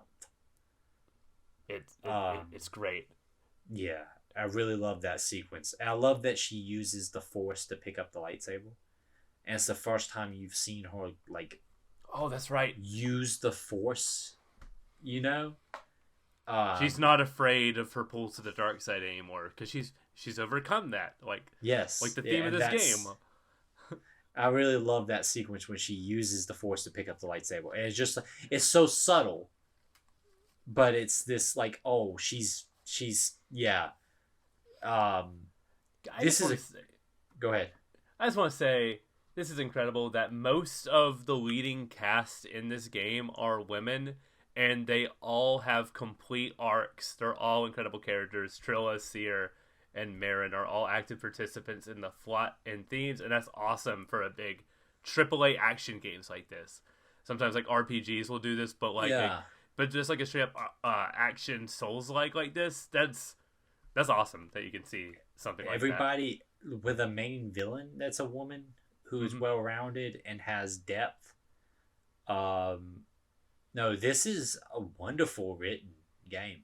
Like the story-wise, I mean, I have no complaints about any of the cast in this game. Even the characters that come and go, they are still very solid. Like Night Sister and stuff like that. Like these are still good characters. Like it's wonderfully well done. Yeah. This whole sequence in storming the tower and storming the fortress is starts great. With Metal Gear Solid. You sneak in and you're up to the ducts where there's 2 guards waiting on you to an elevator. It's Metal Gear Solid. That's a straight up reference. I love the entire sequence up to them like damaging the place when she blows the her section up that floods a large portion of it. I love seeing the Inquisitor like dojo. There's a great sequence in which you look out over the dojo and they're sparring in there, and he says it's like a version of our dojo, the training center in the Jedi Temple. The temple, yeah. It's a perversion of Jedi culture, right? Like this is something that they stole from us. There's a great sequence in which you come out into the prison, and those stormtroopers on like all these different levels firing at you, and you're reflecting shots back at them. And when you time it right with the double blade, and you just go ba ba ba ba ba ba in it like an impossibly fast and knock them all down, it feels so good. At this point, you have Cal is so upgraded, and you've probably got so comfortable with the combat, you feel like you're just tearing through guys. Like in the dojo section when they're throwing all those guys at you, I was just force shoving guys off of the platforms, force grabbing stormtroopers and stabbing them. Like you just feel like Cal is he's a full-blown Jedi now, and he's just tearing through. There's a reason why these guys were feared. Oh yeah. Then we get to this. It's a pretty short section, all things considered, until we get to our final fight with Trilla.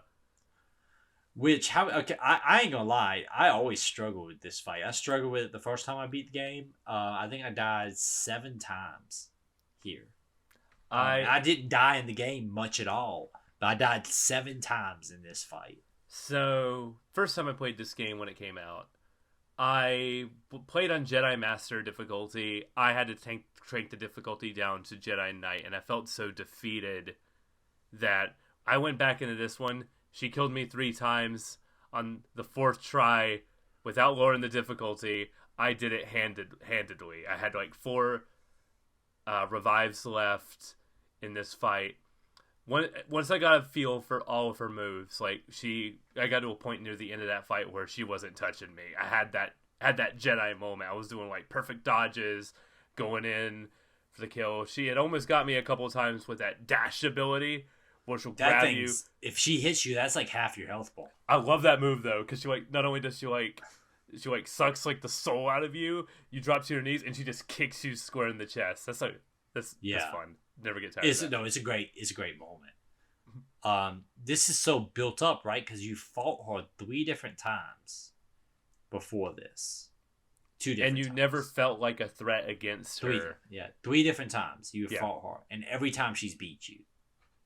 And here is your like no end all be all in front of the torture device that created her. It's so amazing.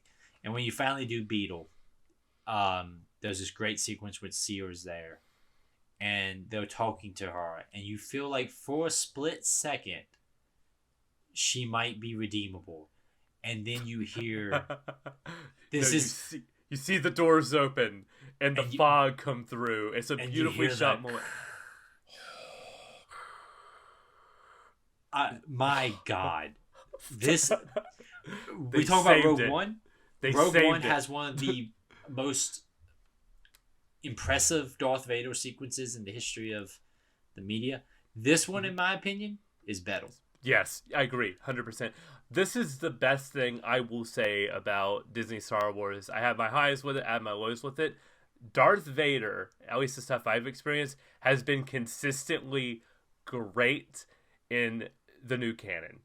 Everything they've done with him, he has the best. He has the best comics. This is where we get we have the comic with him where he's standing in the middle of the field surrounded, and they're like, we have you surrounded. And he says, all I'm surrounded by is fear and dead men.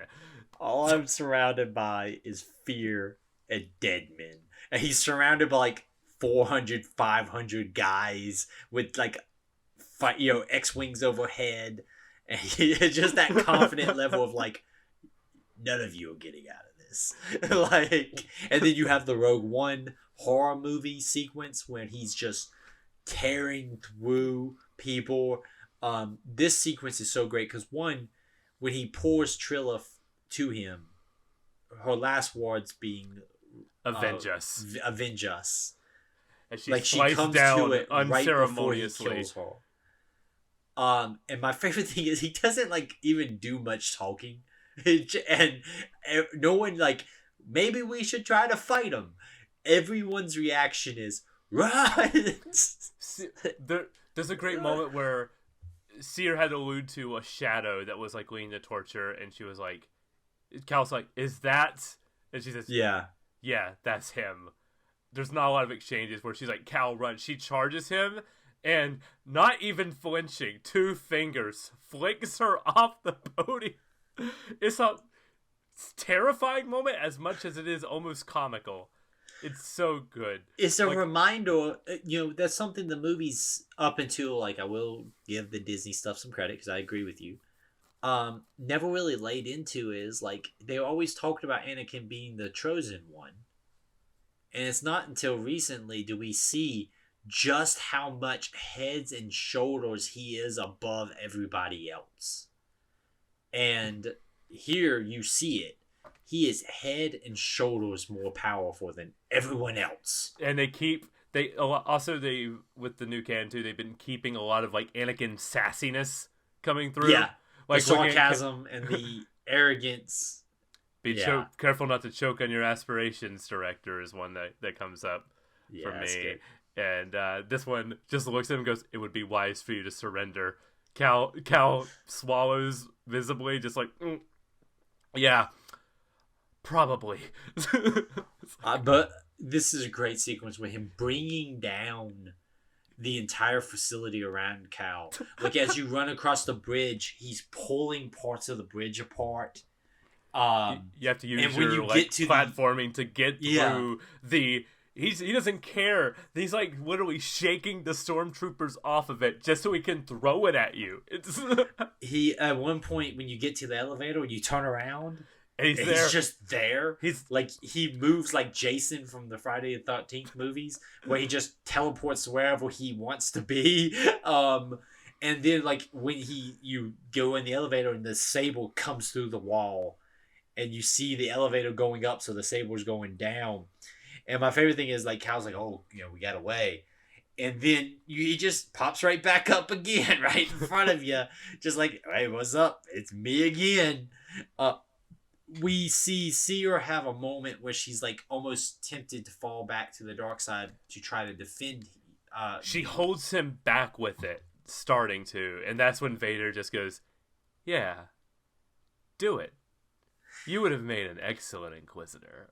My favorite thing is too, like she's using she's pulling from forbidden power and this and the other, and Vader even then is not really that concerned. Like she's holding him back, and he's just like, okay, yeah, he's you playing got some into potential, it. kid. He's playing into it, like he's letting himself feel. Yeah, like you he's feel doing like more. he's not actually going 100%.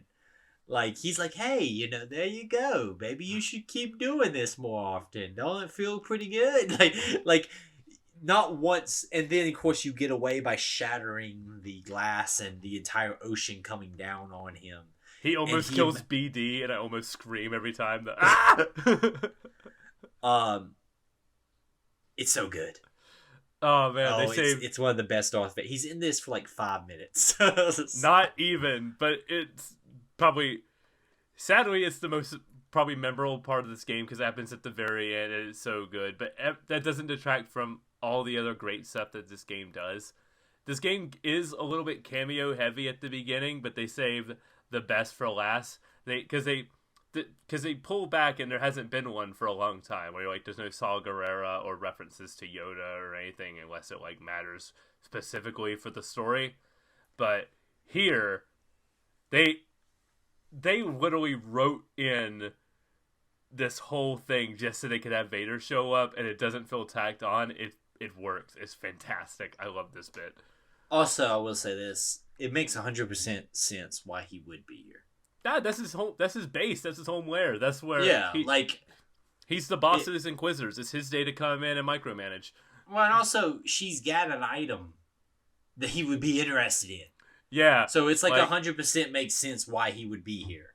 Ooh, we got a hit list to kill more Jedi. That sounds like something I need my attention to. I'm not working remote today. I'm coming in. Don't worry. Yeah, I think I'm coming in. We'll see what we got here. Not working remote on my castle on Mustafar. I'll be there. I'll be there. Send a work email. I'll be there first thing at 8:30. I like the idea of also some poor stormtroopers' jobs to put out donuts and coffee for shit. Crap! Vader's coming. What is he like? Go Dunkin'. Hit the Dunkin'. Get some Diet Calf. We survived the experience. We're picked up by the crew. This ends with us sitting around the table staring at the device. And, Seer is even we've done it. We can restart the Jedi Order. And Kyle very clearly has already made up his mind that he's not doing it. But one of my favorite things is there's no big argument about it. When Kyle's like, no, we can't, though. He doesn't. He looks at Seer. She gives him the look like, I trust you. He ignites the saber and just cuts the holocron in half. Just to say, listen, we're going to make sure these kids never are found. And if they are, it'll be because the Force allowed it to be. We can't. Yeah, he says destiny. we're going. Well, it's what his master taught him: trust in the Force. Only trust in the Force. It's a very classic ending. It's a satisfying ending. We have all of our 4 heroes lined up as it's just the big musical swell right to credits. It's good. It's so Star Wars. It's the perfect ending to this game. Ends on a huge high note. Man, this game is fantastic. It's amazing. I love this game. I'm so deeply excited for survival now. Definitely a top 5 Star Wars game. I feel more strongly about that here. Oh, I would say maybe even top 3. Maybe. Ooh, that's a tough one. Battlefront 2, not Battlefront the recent one, the PlayStation 2 Battlefront 2. Jedi Outcast as a kid, but I don't know that Outcast is good. KOTOR, obviously. Dark Forces is really good. That's a conversation for a different. This might be a conversation for a different time because there's. This could be a rabbit hole real quick. Final thoughts. Survivor. I'm really sad it got delayed because I want to play it right now. I'm okay with it being delayed because it got out of the way of Resident Evil 4 remake. That's true. Yeah. I'll probably be done with Resident Evil 4 by the time Survivor hits. So I'm okay with it. I am excited. I think we're both reading the prequel book when it comes That's out, aren't we? when when I get my Audible credit for the month. That's going to that. I think it comes out in the middle of March. I think I it's think. the beginning of March. Like it's March 6th. I think Oh, because it was going to okay. be a few weeks before Survivor, and I'm like, I don't know if I'll finish that in time. But now I'm like, oh, I'll have plenty of time to read this. Yeah, I might wait and use my March credit for it. I get my credits on the 20th. Gotcha. So that way I can listen to it and try to listen to it right up to when Survival hits. But yeah, I'll be excited about that being on the Audible app. Great game. It's a continuation of some great games that we've been playing. This is obviously the first game of this season, so it's a great way to start the season. Time to announce our next game. This is one I am very excited for. I actually put it in this afternoon. I come home and eat my lunch here at the house, and I was going to try to chop away at it a little bit before I on my lunch break today. You want to announce it, or you want me to? I'll take it. Eric, I love stealth games. So we've seen from our top game on our list. This is a stealth series that has a lot of reverence. I've dipped in and out of for so long, but I'm like, I want to play this game. It's been a while since since it's been around, but I don't want to play any of them. I want to play what's considered the best one, and what's considered one of the best stealth games of all time. I want to put that to the test. Splinter Cell Chaos Theory. I am familiar with the Splinter Cell series. I've learned that I have played every one that came out after Chaos Theory. And then I played Pandora Tomorrow, which was the game right before Chaos Theory, but I never played Chaos Theory. Once I bought Chaos Theory recently, I was lucky enough to find a copy of it for $1. So that ruled. Yeah, you found two. Yeah, which is how I got the copy, because I bought you a copy for $1. We're playing this. No questions asked. I found out was given. I found out that I own all of the console ones except for the first one and the Xbox 360 version of Double Agent, because there was 2 versions of Double Agent that came out. I will correct one thing. I played Chaos Theory. I think I played one mission of it at a friend's house, but that's my full extent of Chaos Theory. So this is our first time both playing through this game, which is I exciting. am very excited. Like I said, I actually really like all the Splinter Cells that follow this. I played Double Agent and Conviction, and dude, I think those games are great. And I remember really enjoying Pandora Tomorrow.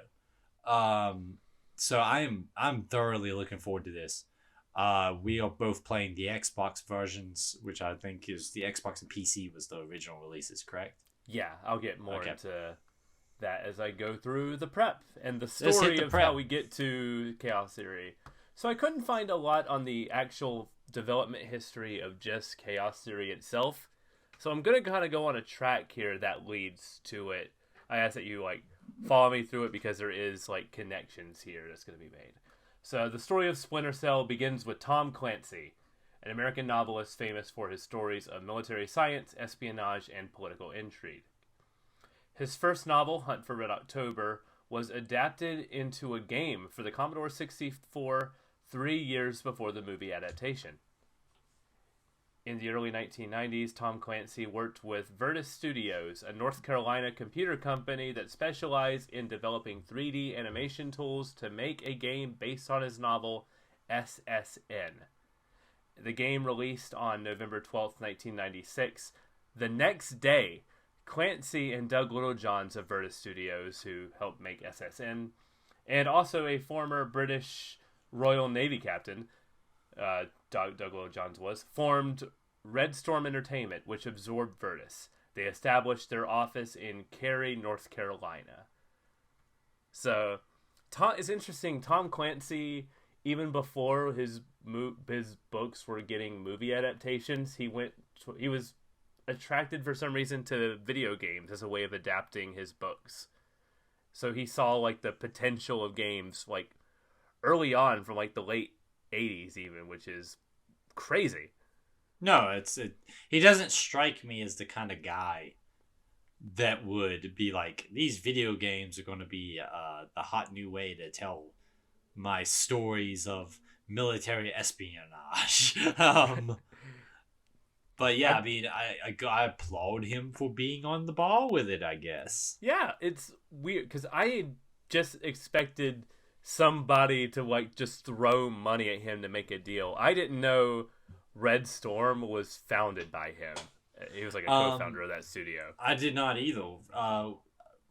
It's weird because I remember being at a little press preview event for The Division, which was the multiplayer was developed by Red Storm, and like just thinking that I didn't know that Red Storm was the OG Tom Clancy people. I just thought they were a studio that Ubisoft brought in to work on The Division.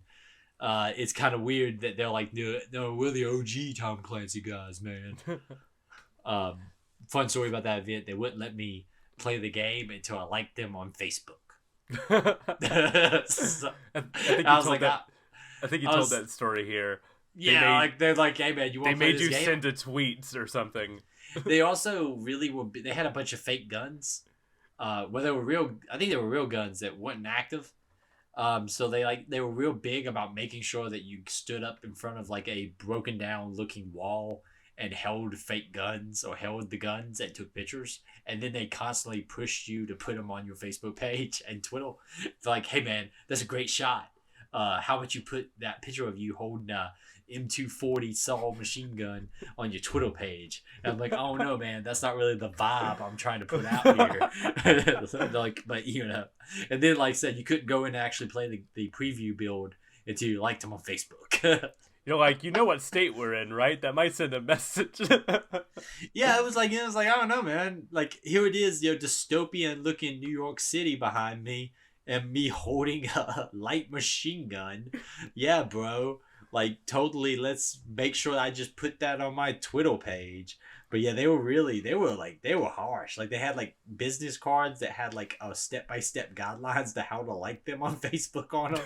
They were pushy. They were pushy. Also, I did not know, because they give you headphones. I did not know that the guy was standing behind me the whole time, trying to talk to me about like how to play the game and what I should be doing. So I was just playing the game, ignoring him because I have bad hearing, so I couldn't hear anything outside the headphones. And then when I took the headphones off, he was in mid-sentence explaining like how a mechanic worked. And I was like, oh, okay. So if you ever ask, why did those State of the Save boys never get invited to press events? For many reasons, but that's one of them, because apparently I'm not very good at it. But yeah. Alright, so meanwhile in 1997, Ubisoft opened Ubisoft Montreal with 50 employees, about 25 of which were transferred from Ubisoft Paris. The remaining 25 were recruited young minds who, quote, didn't know how to make a game whatsoever, according to the studio CEO Yanis Malat. The team was given low-risk projects and licensed games to work on, such as Donald Duck Going Quackers, Batman Vengeance, and Playmobil adventure games. During this time, Ubisoft New York was working on an original project called The Drift, a stealth action game with a 1970s future tech aesthetic. Development was struggling, so the studio tried to save it by pitching it as a James Bond game. Ubisoft was unimpressed and closed the studio and moved the team to Montreal. In August of 2000, after a successful string of video games, Red Storm was purchased by Ubisoft. The purchase gave Ubisoft access to the Tom Clancy brand, as well as access to Unreal Engine created by Epic Games, another North Carolina-based studio. Represent. Yeah, North Carolina. Ubisoft then tasked... I threw you off there. I apologize. No, you're good. Ubisoft then tasked Montreal with a mandate. Make a Metal Gear Solid 2 killer. Motherfucker, we don't even know what's happening in this game. How are we supposed to kill it? There's a lady who's got luck powers and there's a vampire. How the fuck are we supposed to come up with something to beat this? I just picture them meeting. This is him pointing to Raiden and be like, "You must be as cool as this man right here."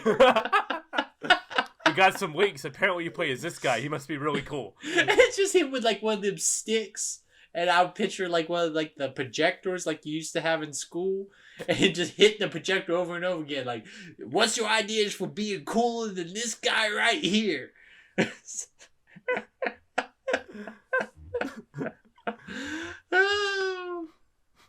If there's one clip from this show, it's just that right there.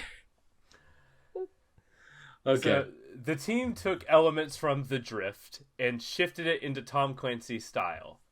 Thus, Splinter Cell was born. Splinter Cell was developed and released to critical acclaim, selling millions of copies. 2 sequels to Splinter Cell were kickstarted into development by Ubisoft Shanghai and Milan, developing Pandora Tomorrow, the second game. And then Montreal, the team that led development of the first game, they developed Chaos Theory, which is what we're playing, the third game in the trilogy. So they were the ones who built the first game, and Pandora Tomorrow seemed like it was, judging by like the review scores and everything, it seemed like it was a parallel to the original Splinter Cell, whereas with Chaos Theory, it's the original team looking at what worked, scrapping what didn't, and making a true successor to Splinter Cell with Chaos Theory.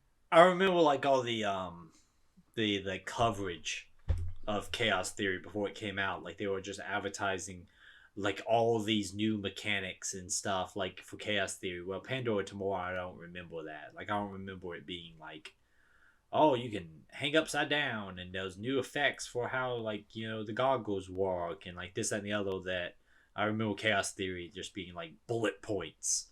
Like Sam's got a knife now. Like I remember that being a bullet point. Well, like they gave him a knife. Like you laugh. I remember that EGM article where like one of the bullet points was straight up like has knife. But yeah, I remember Chaos Theory being like pitched as a game changer. So, Chaos Theory took advantage of an updated Unreal Engine to create sprawling maps that could be tackled in multiple ways and massive upgrades to the lighting system, introducing HDR lighting to the series. Man, can't wait to see what HDR lighting looks like on my Xbox Series X. Oh yeah, I wonder how that like translates. Actually, I'm actually considering playing this on my Xbox 360. That I have set up in another room of my house. And I don't know which one I want to do it on. Like, I don't know if I want to play it on my Xbox 360 or put it on my Xbox Series X. It depends. I would lean you towards the Series X version just because I know with Xbox 360 being backwards compatible, sometimes you can run into some issues with like the emulation stuff because it's just not as powerful of hardware to emulate the original Xbox as the Xbox Series. I'll look that up to see if there's any known issues with that, but that's might be probably something worth considering. I need to probably do that. Chaos Theory released on March 21st, 2005 to massive critical acclaim for the Xbox and PC versions at least, becoming the second highest scoring game of 2005. A little game called Resident Evil 4 was number 1. And it deserved it. You're right. Chaos Theory sold 2.5 million copies in the first month. And if you go on Metacritic and look at games rated by Ubisoft, if you sort every Ubisoft game with a Metascore by Metascore, like by the highest to lowest, the top three highest review games Ubisoft made were the Splinter Cell trilogy.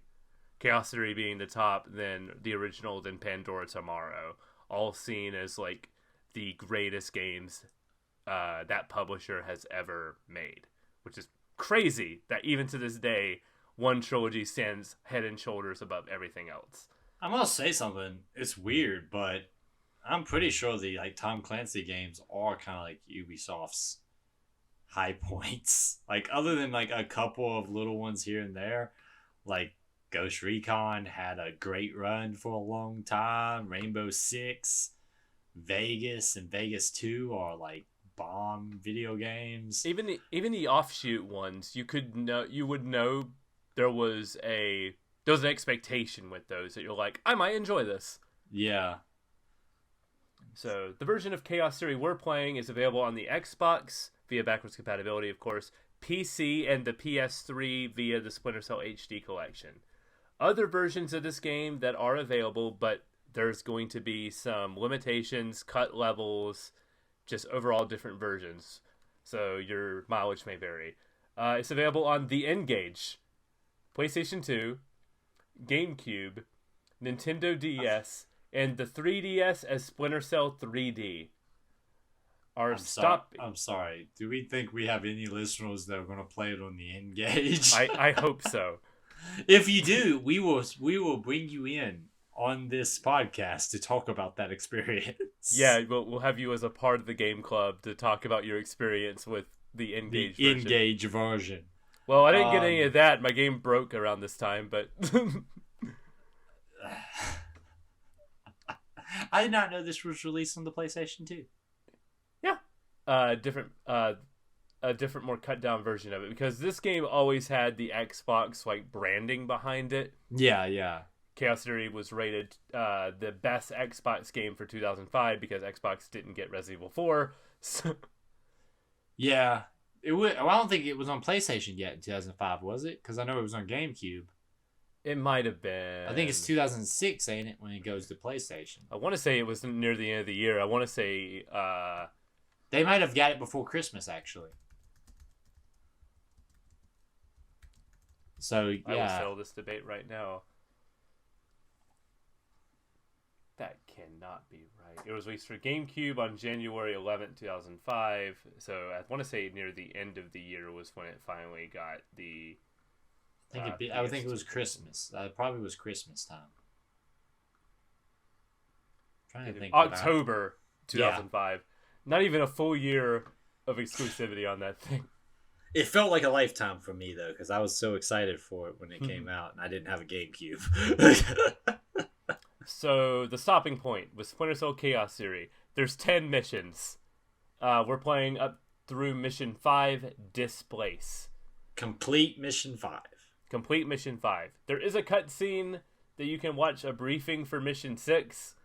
That one seems pretty cool, so I would recommend watching that. So, prep yourself. Would you say it's fair to start Mission 6 would be the end spot? Now, because these games have a cutscene that leads to the briefing before you actually start the mission. Okay, so just watch the cutscene. Watch the cutscene to prepare you for what you're going to do next, and that can kind of be like a good cliffhanger leading you to the next thing. I'm very excited for this. I think it's going to be cool. It's a game, like I said, I haven't completed. I'm excited. I'm ready to jump into Sam Fisher's shoes. I'm very, very pumped for this. I feel like always wanted to play this game. I love stealth games, so it's cool to play one of the best what people still consider to be one of the best in the genre. It'll be interesting to see, because I already feel annoyed that we're not getting any more Splinter Cell games anytime soon. I know those announcements and those always rumors, but like I said, I never felt like the series took a downturn.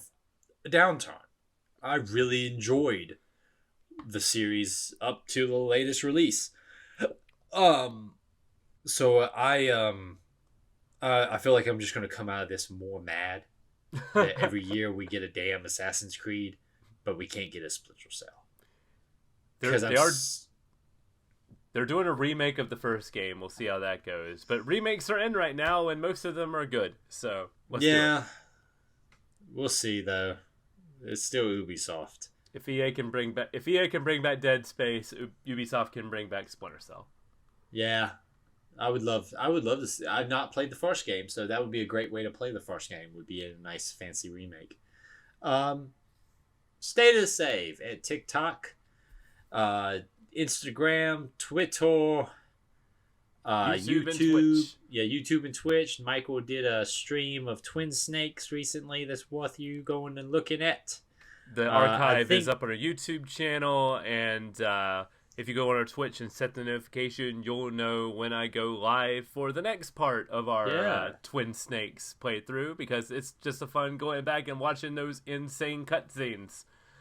Also, I think I'm going to do a couple. I talked to Michael about this. I think I'm going to do some mini reviews on Twitter, on TikTok. I think I'm going to do one on Goldeneye, and I think I'm going to do one on Age of Empires. I think I'm going to try to do these for some of the more modern releases.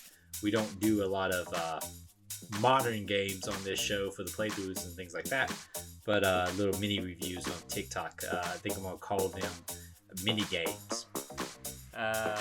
See, yeah, is it a dumb name? Yeah, do I like it? Yeah. But definitely follow us on all those platforms. stateofthesave@gmail.com is the email address where you can send your emails.